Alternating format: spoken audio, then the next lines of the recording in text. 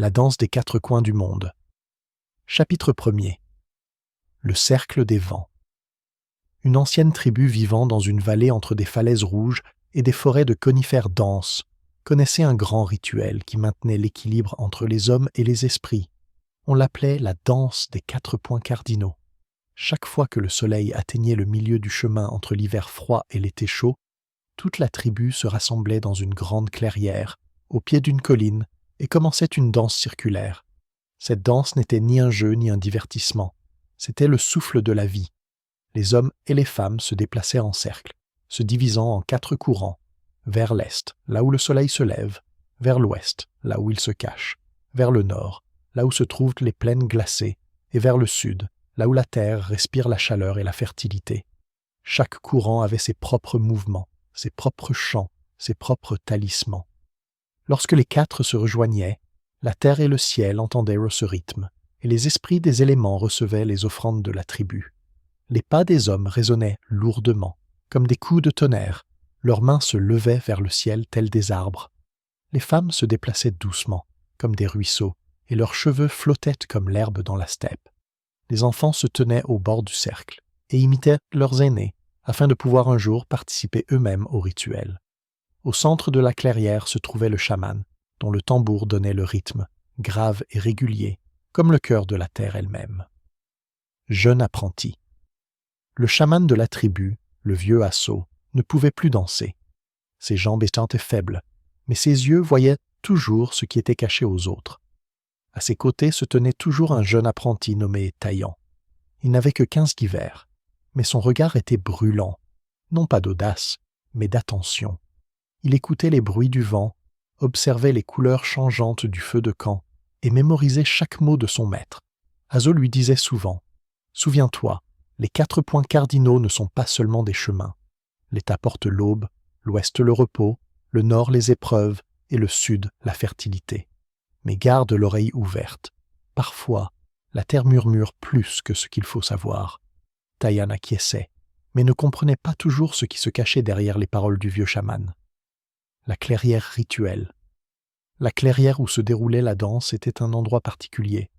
Au milieu se dressait une pierre ancienne, haute et lisse comme le dos d'un cerf.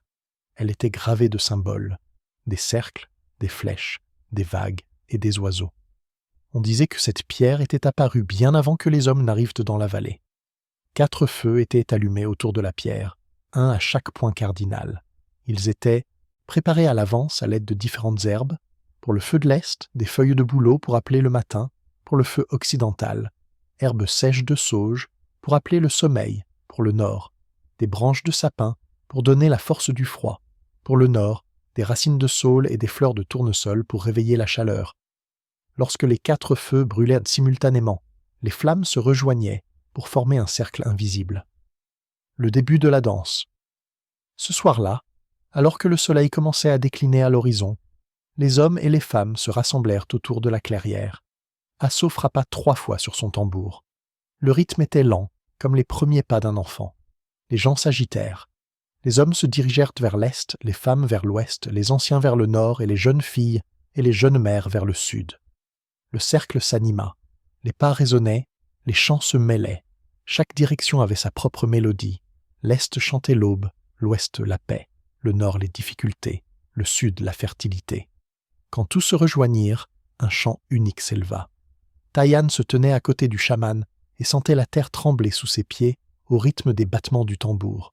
Son cœur battait à l'unisson avec le rythme, un son inattendu et soudain. Parmi les chants, parmi les pas, parmi les battements sourds du tambour, il entendit un 5e rythme. Il était faible, mais distinct, comme les pas de quelqu'un marchant dans une direction qui n'existait pas dans le cercle. Ces pas ne venaient ni de l'Est, ni de l'Ouest, ni du Nord, ni du Sud. Ils venaient d'un endroit sans direction. Taïan se retourna. Personne d'autre ne l'avait remarqué. Les gens continuaient à danser. Le chaman battait du tambour. Les feux brûlaient. Mais les pas étaient bien là, sourds, traînants, comme si quelqu'un marchait depuis le bout du monde. Le garçon pâlit. Il sentit un frisson lui parcourir le dos. Vision. Il ferma les yeux, et soudain, une image apparut devant lui. La clairière s'étendait à perte de vue. Les feux de camp grandissaient. La tour de pierre au centre brillait. et depuis la pierre, là où il n'y avait pas de chemin, s'étirait un sentier sombre. Une silhouette enveloppée d'ombre se tenait dessus. Elle n'avait pas de visage, mais on entendait le bruit de ses pas, lents et lourds. La silhouette tendit la main, et dans sa paume brillait une pierre qui ressemblait à un cœur. Taïan sursauta et ouvrit les yeux. Tout avait disparu. Devant lui, il y avait à nouveau la danse, les feux, les gens. Mais son cœur savait déjà. Il avait entendu ce qu'il n'aurait pas dû entendre, le doute. Lorsque la danse prit fin, les gens se dispersèrent, fatigués mais satisfaits. Le chaman rassembla les plumes et les charbons dans un sac, afin de les ramener chez lui. Taïan ne put s'empêcher de demander « Maître, peut-on être plus que les 4 côtés ?» Casso le regarda fixement. « Qui t'a dit ça ?»« J'ai entendu des bruits de pas, avoua Taïan, des bruits de pas qui n'auraient pas dû être là. Ils allaient là où il n'y a pas de chemin. » Le chaman poussa un profond soupir. « Protège tes oreilles, mon garçon. La 5e route n'est pas pour les vivants. Si tu l'as entendu, c'est que les esprits t'ont choisi. Mais souviens-toi, tous ceux qui s'y aventurent ne reviennent pas. » Chapitre 2. Une trace qui n'est pas dans le sable. Après la soirée rituelle, Taïan resta éveillé jusqu'à l'aube. Il lui semblait que le tambour du vieux Hasso résonnait encore quelque part près de sa clavicule, et que les pas des gens autour des feux n'avaient pas cessé, mais s'étaient simplement enfoncés dans la terre pour continuer leur ronde sous les racines. Entre ces pulsations familières, il entendait sans cesse quelque chose qui le troublait. Un 5e pas, silencieux, lourd, comme si un pied se posait sur un sentier inexistant. Il ne marchait ni vers l'est, ni vers l'ouest, ni vers le nord, ni vers le sud. Il marchait vers le côté où il n'y a pas de côté.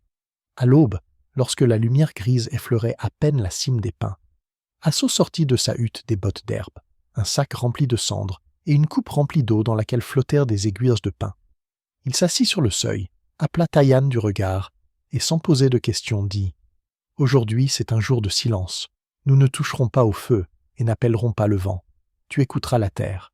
Le soir, nous irons tous les deux dans la clairière. »« Maître, dit Taïan en déglutissant, j'ai entendu des pas qui ne sont pas dans le sable. »« Maître, dit Taïan en déglutissant, j'ai entendu des pas qui ne sont pas dans le sable. »« Je sais, répondit le vieil homme comme s'il s'agissait d'une vieille nouvelle. Mais ne t'étonne pas qu'il n'y ait pas eu de traces. Le 5e pas ne laisse pas de traces. Il laisse des intervalles. Préparation de l'audience. La journée passa lentement pour la tribu, comme une décoction épaisse à base de racines. Les femmes réparèrent les sangles des tambours, les hommes affûtaient des lames en pierre, les enfants tressaient des rubans étroits à partir d'herbes, des rubans d'attention, qu'ils nourraient au poignet de ceux qui se rendraient à la pierre pendant la nuit. Les odeurs dans le camp étaient sèches, prudentes, absinthe, résine, cuir chaud. Personne n'élevait la voix. Il semblait que le moindre mot superflu pouvait faire s'effondrer une voûte invisible. Chassot ordonna à son élève de rassembler 4 bruits, une poignée de chaque extrémité de la vallée. Du versant est, des éclats de mica rose qui tintaient entre les doigts. De la rive ouest, du sable magnétique lourd pour retenir les ombres. Du nord, de la poussière blanche de pierre, froide comme le souffle de la glace. De la lisière sud, du pollen pulvérule provenant des tournesols de l'année précédente, chaud et collant. « Mélangeons-les autour du centre, dit le vieil homme, mais ne mettons rien au centre. Le vide est aussi un signe. À la tombée de la nuit, tout était prêt. » Taïan, de retour avec les sacs, rencontra sur le chemin Saya, une jeune fille de la tente voisine, habile à tisser des filets et toujours souriante.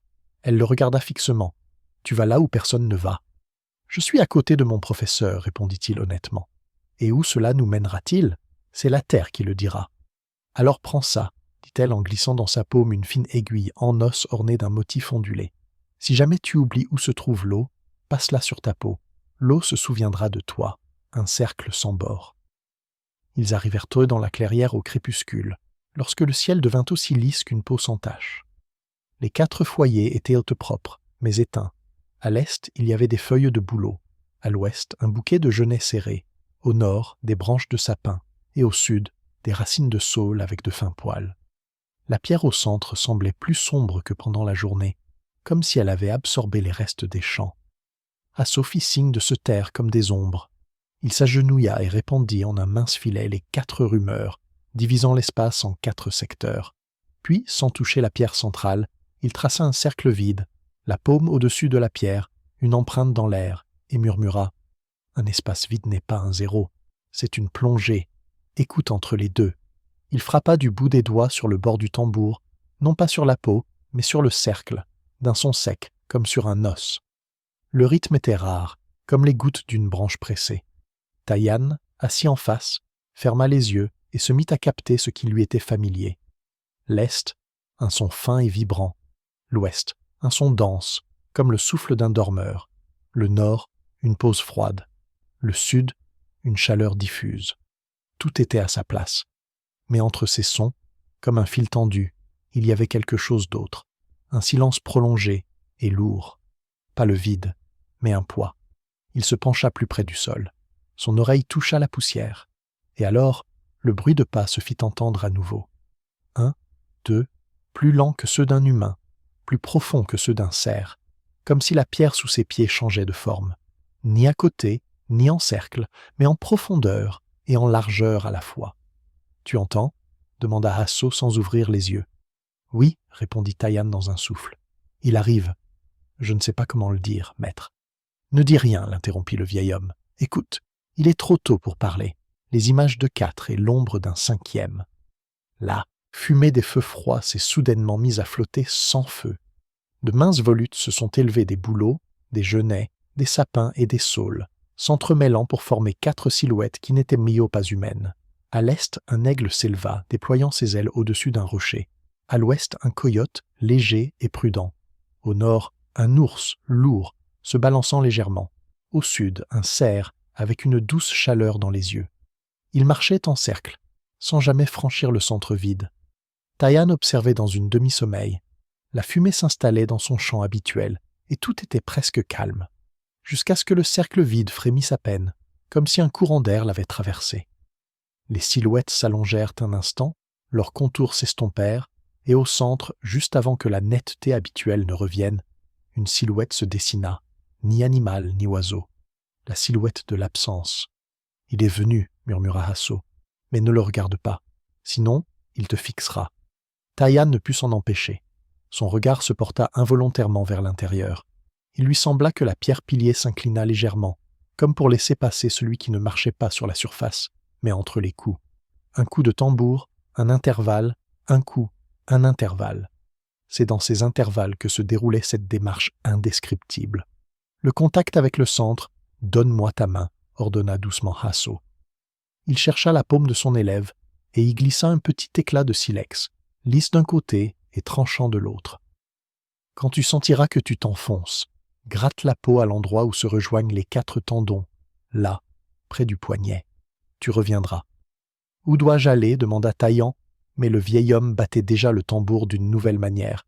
4 coups réguliers, puis un 5e plus doux et plus profond, comme un effondrement. « Où vais-je » commença Taïan, mais le vieil homme frappait déjà doucement sur le tambour d'une nouvelle manière. 4 coups réguliers, puis un 5e, plus doux et plus profond, comme un effondrement. Taïan respirait régulièrement, comme on lui avait appris. Est, ouest, nord, sud, couche après couche. Entre elles, ce 5e. Il ne bougeait pas, mais sentait l'obscurité s'épaissir sous ses paupières. Ses paumes se remplirent de lourdeur. Il ne se leva pas, mais resta debout, autant que possible sans se lever. Ses talons devinrent froids, ses tempes vides. Et juste sous la peau de sa clavicule, il entendit un clic, aussi doux que si quelqu'un avait frappé le cartilage avec un petit os. Le monde bascula. Les étoiles s'alignèrent d'un instant, non pas en arc mais en spirale vers le centre. Taïan comprit, non pas avec son esprit, mais avec son corps. La 5e direction était vers l'intérieur du cercle, mais pas simplement vers le centre, vers un centre qui s'étendait plus loin que la clairière. Le centre n'était pas un point, mais un puits. Il aurait fait encore la moitié d'un pas inexistant et aurait chuté. Mais le silex crissa sous ses ongles. Se souvenant du décret de Hasso, il passa la pointe sur la peau de son poignet. La douleur fut brève, comme une étincelle, et le poids s'éloigna. C'était un détail, mais cela suffit. Le pas se détacha de lui sans l'emporter. Hasso rejeta la tête en arrière et expira doucement. Les bêtes fumantes retrouvèrent leurs contours habituels. La pierre était à sa place. Mais l'odeur du fer mouillé flottait encore dans l'air. C'est l'odeur des pierres lorsqu'on les extrait d'une profonde fissure dans le froid. Les mots que l'on évite, maître. La voix de Tayan était rauque. C'était entre les coups. Il y a une route là-bas. Il y a toujours une route, sourit Asso, fatigué. Il y en a toujours eu une. Elle est invisible jusqu'à ce que le tambour essaie de marcher dessus. Nous n'y allons pas parce que nous ne savons pas comment revenir. Peu ont essayé. Quelques-uns sont revenus, mais ils ont oublié le nom des 4 directions. Depuis, nous avons scellé le centre par une danse. Mais pourquoi mettons-nous une pierre au centre demanda Tayan. Elle sert à maintenir la porte. Il sert à rappeler, corrigea le vieil homme, que la porte existe et que nous ne sommes pas les maîtres ici. Cela signifie-t-il que c'est dangereux? Tout ce qui est vrai est dangereux, dit doucement Asso. Mais parfois, le monde lui-même nous touche avec sa 5e dimension. Alors, les oreilles qui ont entendu entendent toujours. Et il vaut mieux qu'à leur côté se trouve quelqu'un qui se souvient comment réunir 4 coups en un seul cercle. Il retira un fin cordon de son cou et le passa autour du cou de Tayan. Au bout du cordon pendait un petit jeton en pierre percée, presque transparente, comme de la mica glacée. « Porte-le, c'est une fenêtre. Si tu commences à tomber, regarde à travers. Il ne te montrera pas où tu tombes, mais où tu te trouves. » Une petite épreuve. Ils ne partirent pas. Asso décida de tâter le terrain.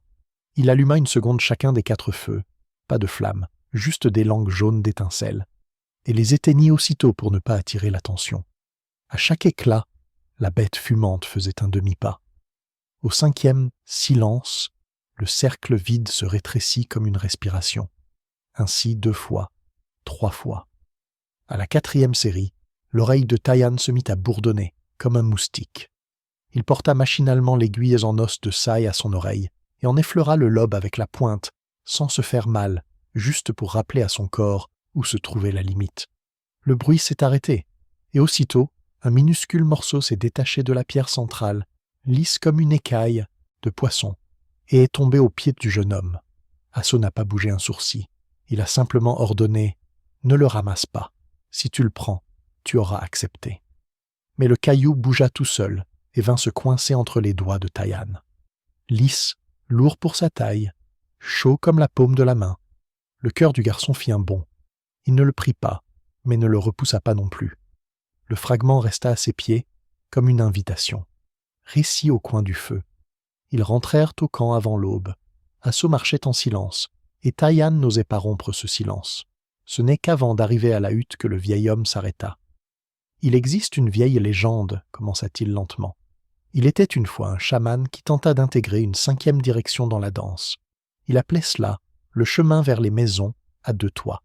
Il pensait que cela rendrait notre cercle plus large et plus solide. La première nuit, tout était comme une fête, la 2e comme une chasse, et la 3e, les ombres des gens se sont détachées. Ils marchèrent à côté, mais ne tombaient pas à leurs pieds. Alors les pierres se mirent à grincer.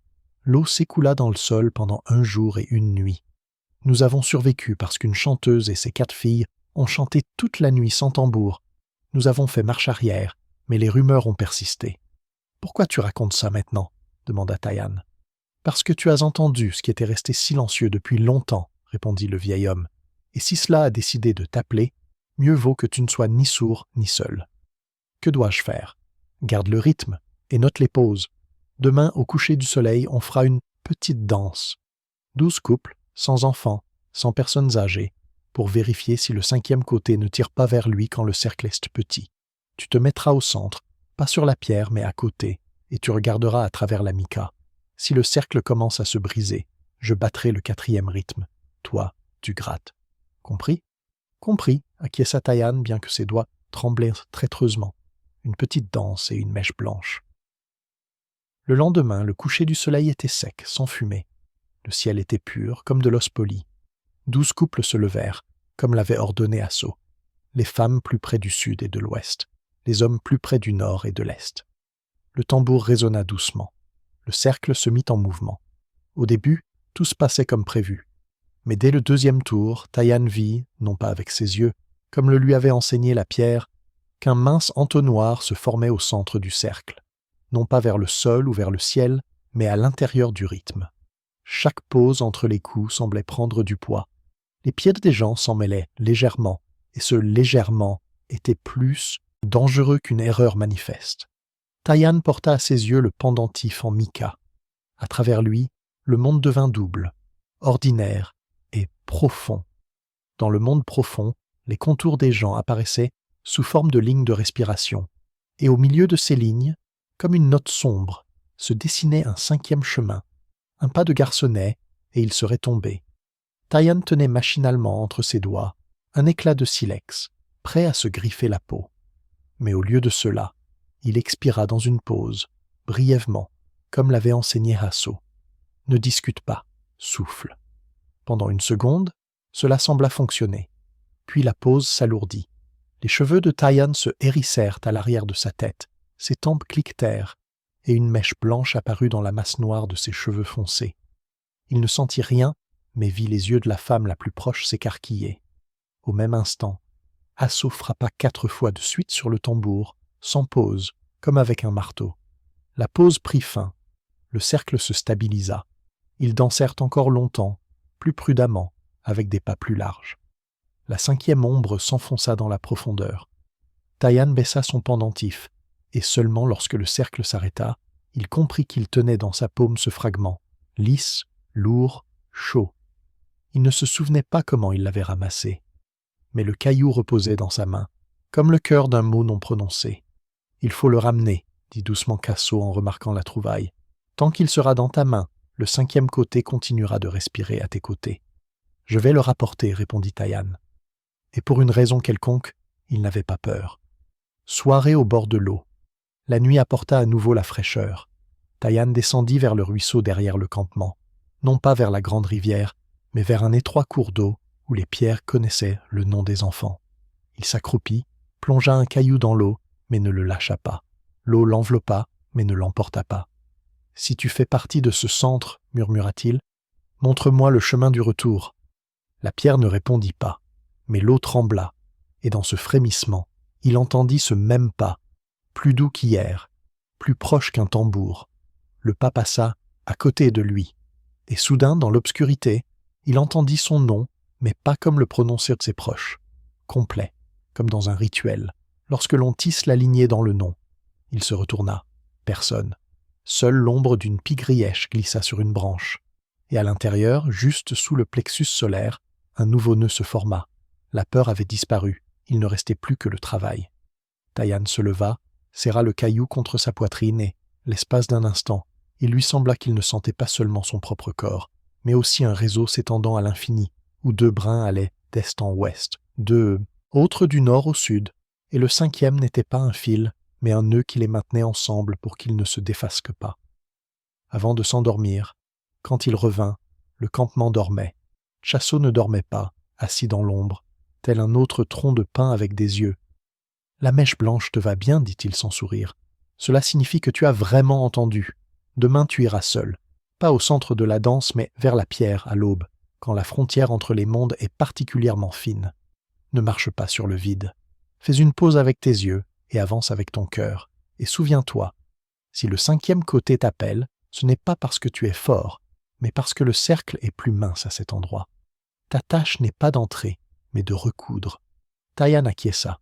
Il s'allongea sur sa natte et le sommeil vint rapidement, comme tombe une pomme sèche. Au bord du sommeil, il entendit le même pas léger, nulle part, et son nom résonna à nouveau, presque tendrement, presque comme une simple demande. « Va !» Il ne partit pas. Il se souvenait du son de ce « va » entre 4 battements, et se mit à assembler en lui-même, l'est vers l'ouest, le nord vers le sud, les pauses vers le son. Devant lui se trouvait la 3e étape de son chemin, la rencontre matinale avec la pierre qui retenait la porte. Chapitre 3. La pierre qui garde la porte. La nuit était claire, comme tendue entre 2 respirations. Les étoiles brillaient sans scintiller, telles des braises gardant le silence. Taian se réveilla tout seul, avant même que le chaman Hasso ne touche son épaule. Dans sa poitrine reposait une pierre chaude et lourde, celle-là même qui semblait être venue à lui dans la clairière. « C'est l'heure, dit Hasso, va seul. » Le garçon se leva, le cœur battant si fort qu'il semblait que tout le camp pouvait l'entendre. Mais les gens dormaient, et seuls les feux crépitaient dans l'obscurité. Le vent était tombé. Même les chouettes s'étaient tues. La route vers la pierre Taian se dirigea vers la clairière. Il était pieds nus, et chaque brindille, chaque brin d'herbe résonnait dans son cœur. On aurait dit qu'il ne marchait pas simplement sur la terre, mais sur la mémoire de sa tribu. Chaque sentier se souvenait des pas de ses ancêtres, chaque pierre de leurs paroles. Quand il arriva à la clairière, la lune était déjà sur le point de se coucher. La pierre au centre était sombre comme le dos d'un animal et semblait plus haute que pendant la journée. Les 4 feux étaient froids, mais ils dégageaient encore des odeurs de bouleau, d'absinthe, de sapin et de tournesol. Le silence régnait autour de la clairière. Mais ce silence n'était pas vide, il était plein, comme une coupe. On y entendait des pas bruyants, mais tels que la terre en tremblait légèrement. Le 5e rythme l'appelait à nouveau. La tante Taïan s'accroupit devant la pierre. Il tenait dans ses mains un fragment lisse et regardait à travers le pendentif en mica que lui avait donné son maître. À travers celui-ci, le monde était différent. La fumée des feux éteints s'élevait encore, bien qu'il n'y ait plus de feu. La pierre brillait de l'intérieur comme si elle renfermait du charbon caché dans ses profondeurs. Il ferma les yeux et se mit à respirer au rythme de la terre. Est, inspiration. Ouest, expiration. Nord, pause. Sud, chaleur. Entre eux, ce 5e élément réapparut. Un pas invisible, mais qui change tout. La porte. La pierre au centre émit soudain un bruit. Ce n'était ni un craquement, ni un tintement, mais un battement sourd, comme un cœur. De fines lignes parcoururent avec sa surface, brillant d'une lumière pâle. Elles formèrent des motifs, des cercles, des flèches, des oiseaux. Mais au centre apparut un symbole que Taïan n'avait jamais vu auparavant, une spirale qui s'enfonçait vers l'intérieur. « La voilà, la porte », murmura-t-il. Son cœur battait plus fort. La pierre semblait respirer. Chaque pose du tambour, chaque coup invisible, c'était un pas. Le 5e côté menait directement au centre. Vision. Il ferma les yeux et tomba. Le monde disparut. Devant lui s'ouvrit un espace où il n'y avait ni est, ni ouest, ni nord, ni sud. Tout était comme une immense toile où les 4 côtés étaient entrelacés de fils de lumière. Mais au milieu de cette toile, il y avait un vide béant. Et de là venait ce bruit, un pas lourd et régulier. Une silhouette se déplaçait dans le vide. Elle était plus grande que n'importe quel être humain, enveloppée d'ombre, et elle n'avait pas de visage. Mais elle tenait dans ses mains une pierre lumineuse, celle que Taïan serrait contre sa poitrine. La silhouette la souleva et dit d'une voix semblable au murmure du vent et au rugissement de l'eau. « Tu entends ce que tu ne devrais pas entendre. Veux-tu savoir où mène la 5e route ?» Réponse Taïan restait immobile. Son cœur criait « Oui !» mais son esprit se souvenait des paroles de son maître. « Nous ne sommes pas les maîtres de cette porte. » Il se souvint du fragment de silex qu'il devait rendre si cela devenait trop difficile. « Je veux savoir, mais je ne veux pas oublier les 4 côtés, » dit-il fermement. « Je suis le fils d'une tribu, et je ne peux pas perdre le cercle. » La silhouette s'immobilisa. La pierre dans ses mains brilla plus fort, et le vide autour d'elle trembla. « Tu sais garder ton équilibre, » dit la voix. « Alors je vais te montrer non pas le chemin, mais le nœud. » Le nœud. La vision changea. Les 4 points cardinaux s'illuminèrent, l'est en rouge, l'ouest en bleu, le nord en blanc et le sud en vert. Ils s'étirèrent les uns vers les autres, et à leur point de rencontre apparut un nœud de lumière, brillant et solide. La silhouette le toucha de la main, et le nœud se transforma en une pierre identique à celle que Taïan tenait dans sa paume. « Voici le 5e côté, » dit la voix. « Ce n'est pas une route, mais ce qui relie les routes. Souviens-toi, si le nœud se dessert, le cercle se brisera. » Retour Taïan ouvrit les yeux. La pierre au centre de la clairière était redevenue normale. Mais son pendentif en mica brillait d'une lumière douce, et dans sa paume reposait un fragment, chaud et lourd. Il savait désormais qu'il détenait un savoir qu'il ne pourrait jamais oublier. La 5e dimension n'était pas un chemin, mais un nœud reliant toutes les autres. Mais ce savoir était dangereux. Tout le monde ne pourrait pas le supporter. Près du feu. De retour au campement, il trouva Asso. Le vieil homme l'attendait près du feu, les yeux remplis de fatigue et de sagesse. « Tu as vu ?» demanda-t-il. « Oui, » répondit Taïan. « Le 5e côté n'est pas une route, c'est un nœud. »« Oui, » répondit Taïan. « Le 5e côté n'est pas une route, c'est un nœud. » Asso acquiesça. « Tu en sais désormais plus que beaucoup avant toi. Mais souviens-toi, un nœud peut être renforcé, mais il peut aussi être dénoué. Tout dépend de la façon dont tu mèneras la danse. » Taïan s'assit à côté de lui, et tous deux restèrent longtemps silencieux. Seul le feu crépitait, et dans son crépitement, on entendait les mêmes pas. Mais maintenant, il n'était plus effrayant. Il rappelait simplement que le monde est toujours plus vaste qu'il n'y paraît. Chapitre 4. Le nœud dans la chanson. Le soleil se leva au-dessus de la vallée, et la journée commença comme d'habitude. Les femmes pilaient le maïs dans des mortiers en pierre, les hommes vérifiaient les filets près de la rivière, les enfants couraient dans l'herbe en agitant des branches comme si c'étaient des lances et des arcs. Mais dans le cœur de la tribu régnait un silence que personne ne pouvait expliquer.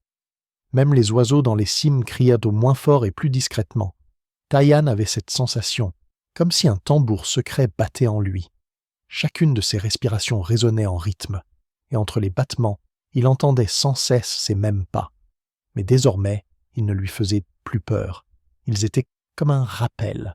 Il existe quelque chose qui relie les quatre côtés, et sans ce lien, la danse peut devenir vide. Le chaman Asso l'observait. Il voyait comment le jeune homme avait changé après la nuit passée près de la pierre. Son regard était devenu plus profond, sa démarche plus lente, ses paroles plus sobres. Le vieil homme comprenait. Son élève avait touché un savoir dangereux, mais qu'il avait choisi. Conseil. Le soir, Asso rassembla les anciens. Ils étaient assis autour du feu, et les ombres de leurs visages vacillaient dans la lumière rougeâtre. « Nous devons refaire la danse, dit le chaman. Mais cette fois, je veux que mon élève se tienne au centre. » Les anciens froncèrent les sourcils. « Un gamin, dit le guerrier Théo, le cercle n'est pas un jouet. S'il se trompe, nous romprons le lien avec les éléments. » Il ne se trompera pas, dit fermement Asso. Il a entendu ce que seuls quelques-uns avant nous ont entendu. Il connaît le cinquième côté. Les anciens se regardèrent. Personne n'osa contester, mais leurs yeux trahissaient leur peur. Le début de la danse. Au coucher du soleil, la tribu s'est à nouveau rassemblée dans la clairière. 4 feux ont été allumés avec des herbes spéciales, et tout le monde a immédiatement senti dans l'air l'odeur de l'aube, de la nuit, du froid et de la chaleur. La pierre au centre s'assombrissait dans l'ombre, comme si elle attendait. Asso frappa le tambour et les hommes et les femmes se mirent en route, vers l'est, l'ouest, le nord et le sud. Chaque pas était comme un soupir de la terre. Les enfants se tenaient sur les côtés et répétaient les mouvements. Taïan se tint près de la pierre. Un pendentif en mica pendait à ses mains et il tenait un éclat lisse dans sa poche. Son cœur battait au rythme du tambour. Conjonction. Au début, la danse se déroulait comme d'habitude. Les gens chantaient, les feux crépitaient. Mais Taïan ferma les yeux et fit ce que la pierre lui avait appris. Il commença à entendre le nœud.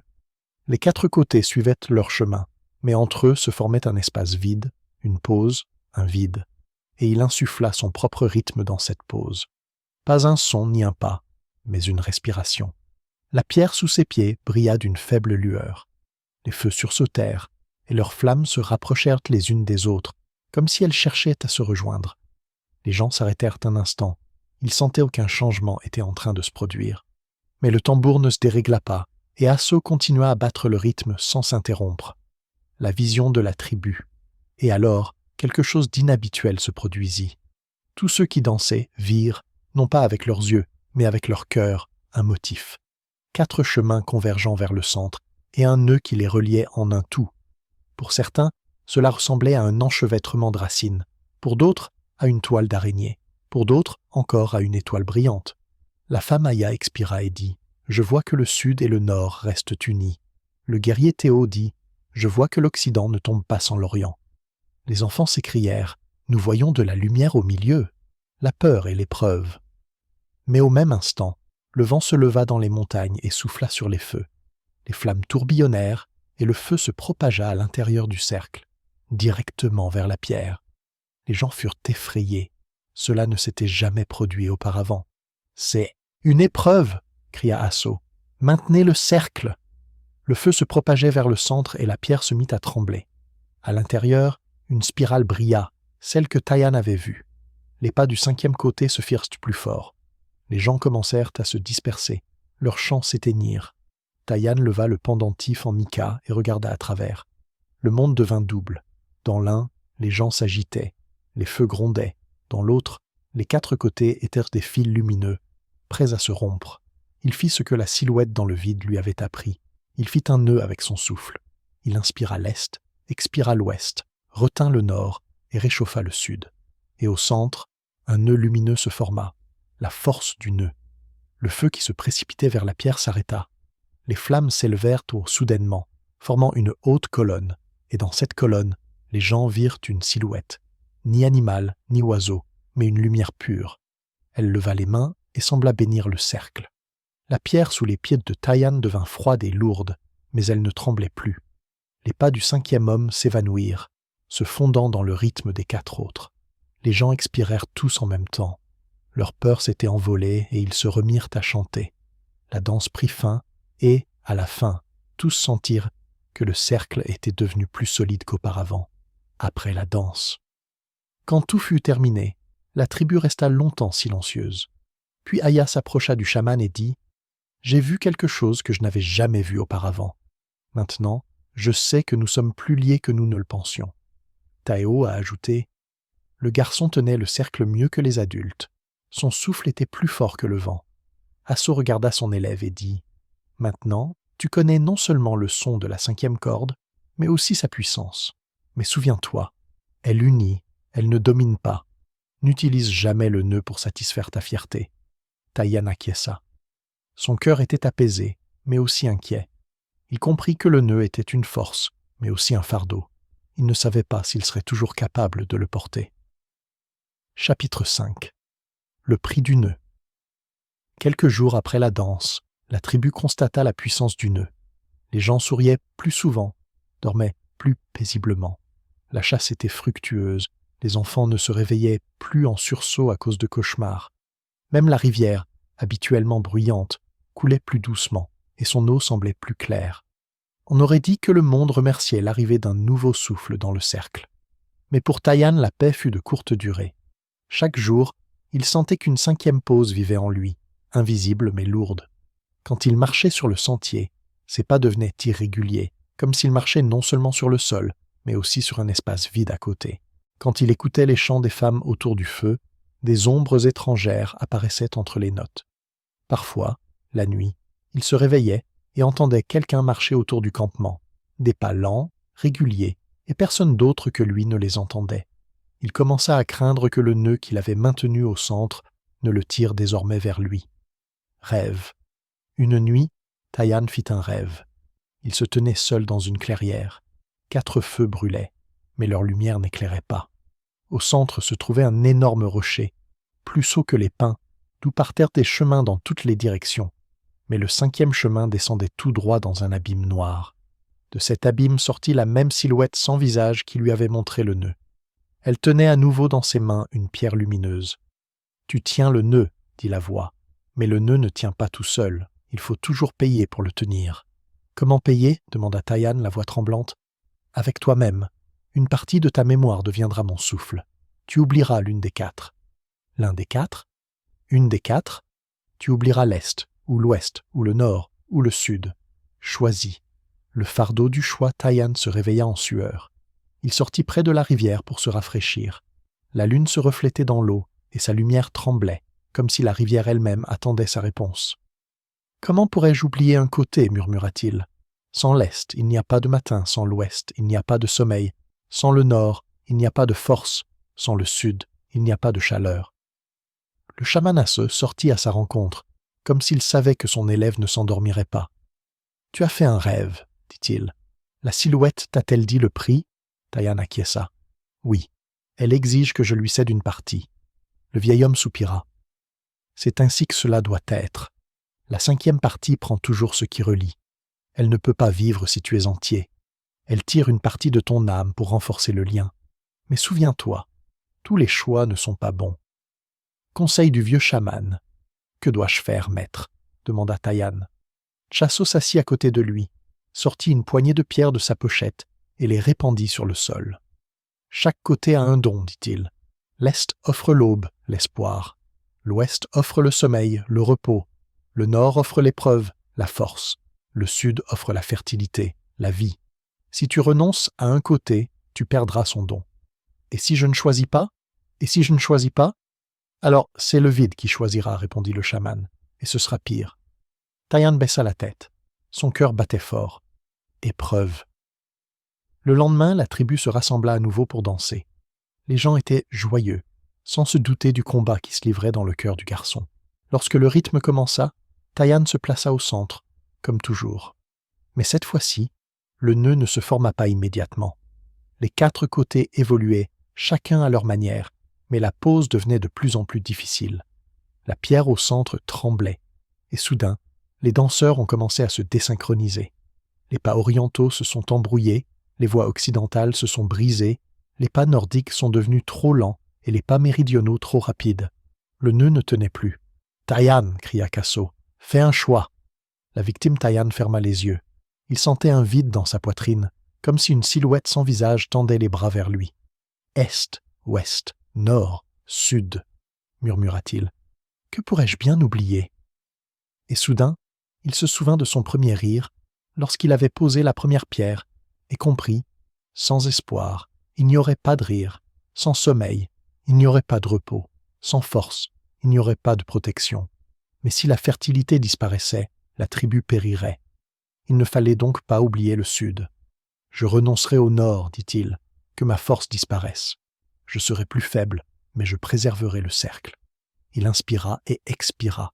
Au même instant, la pierre au centre s'illumina d'une lumière blanche.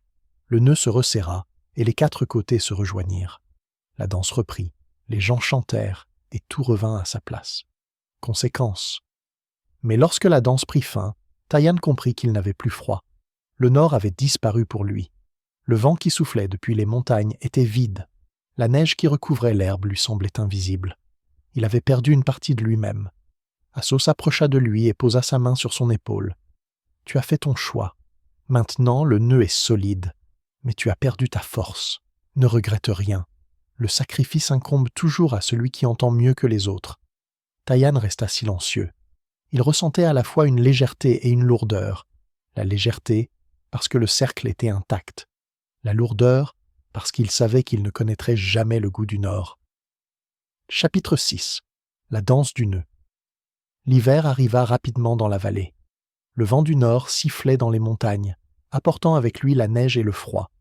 Les hommes s'emmitouflaient dans des pots, les femmes cachaient leurs enfants dans des huttes chaudes. Mais Tayan ne ressentait presque rien.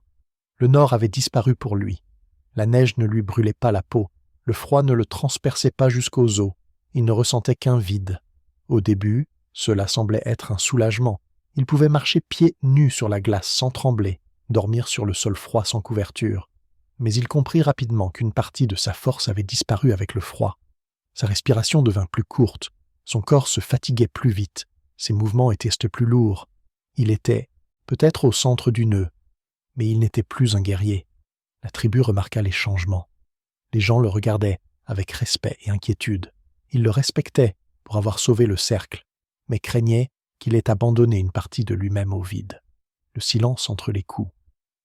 Une nuit, il entendit à nouveau les pas de la 5e dimension. Ils étaient plus proches qu'auparavant et ne semblaient en nous pas étrangers.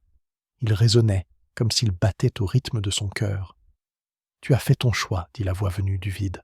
« Maintenant, tu n'entends plus seulement, tu fais partie du nœud, mais tu le tiens toujours seul. »« Seul » murmura Tayan. « Mais la tribu danse avec moi. »« Oui, mais ils n'entendent pas la pause, ils n'entendent que le son. C'est toi qui tiens le nœud. » Tayan comprit. C'était là son sacrifice. Il avait donné le nord pour boucler le cercle, mais en même temps, il avait pris sur lui un fardeau que personne d'autre ne pouvait partager. Conseil avec Asso. Le matin, il raconta tout à Casso. Le vieux chaman écouta longuement, caressant silencieusement les bords de son tambour avec ses doigts. « Ce n'est pas une malédiction, dit-il enfin. C'est ton chemin. Mais si tu es le seul à tenir le nœud, tôt ou tard, il se rompra. Il faut que la tribu apprenne à entendre ce que tu entends. »« Mais comment ?» demanda Tayan. « Ils n'entendent pas les pauses. Ils peuvent le faire. Il faut leur ouvrir les yeux. Tu es déjà devenu un nœud. Ton rôle est désormais d'intégrer la tribu dans ce nœud. Ils le peuvent. Il faut leur ouvrir les yeux. Tu es déjà devenu un nœud. Maintenant, ta tâche consiste à y tisser la tribu. » La grande danse Chasso ordonna de rassembler la tribu pendant la nuit la plus longue de l'année. La clairière était recouverte de neige, mais les feux brûlaient particulièrement fort. Le bouleau crépitait, la sauge fumait abondamment, le sapin sentait la résine, les tournesols brûlaient d'une flamme jaune. Les gens se tenaient debout de chaque côté, comme toujours. Les enfants se blottissaient contre leurs parents, leurs yeux brillaient à la lueur du feu et de la neige. La pierre au centre brillait de la lumière froide de la lune. « Aujourd'hui, nous ne dansons pas pour les factions, » dit Asso. « Aujourd'hui, nous dansons pour le nœud. » Il frappa le tambour. Les gens formèrent un cercle. L'Est représentait l'aube rouge, l'Ouest le rêve bleu, le Sud la chaleur dorée. Le Nord était lourd, mais pour Taïan il était vide. Il se tenait au centre et attendait le moment venu. Le nœud. Lorsque le rythme a atteint son apogée, Taïan a levé les mains et a crié « N'écoutez pas le son, écoutez la pause ». Au début, les gens ne comprirent pas. Mais il inspira l'Est, expira l'Ouest, retint son souffle vers le Nord, réchauffa le Sud, et au centre, une lumière apparut.